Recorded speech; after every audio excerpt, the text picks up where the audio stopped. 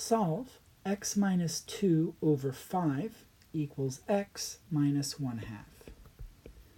This problem is more complicated than the other ones we've looked at because there's a fraction that has multiple terms in the numerator.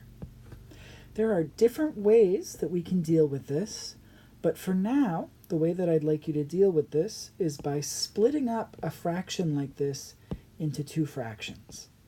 Because the x and the negative 2 are getting divided by 5, we can actually split this up into two separate fractions, x divided by 5 minus 2 divided by 5. It's effectively an application of the distributive property, but we're distributing the division into both of these terms. A simpler way of knowing when we can do this is when there's a sum or difference in the numerator, we can split it up into multiple fractions, but we can't split something up when the sum or the difference is in the denominator. That makes it more complicated.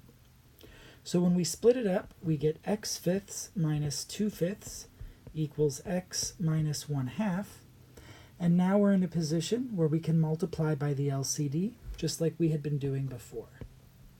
In this problem, the LCD is 10, so we're going to multiply both sides by 10. And don't forget to distribute. Let's go through one term at a time. 10 times x is 10x. If we divide that by 5, that gives us 2x. Minus 10 times 2 is 20, and 20 divided by 5 is 4. So on the left, we have 2x minus 4. On the right, 10 times x is 10x, and then minus 10 times 1/2 is 5.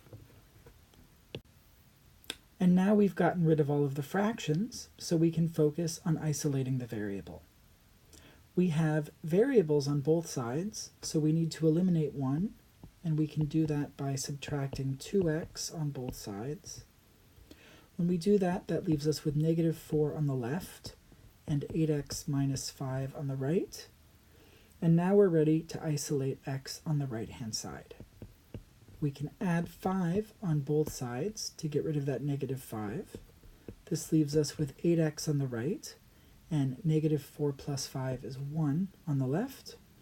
And the last step in getting x alone is dividing by 8, and this gives us x equals 1/8, which is our final answer.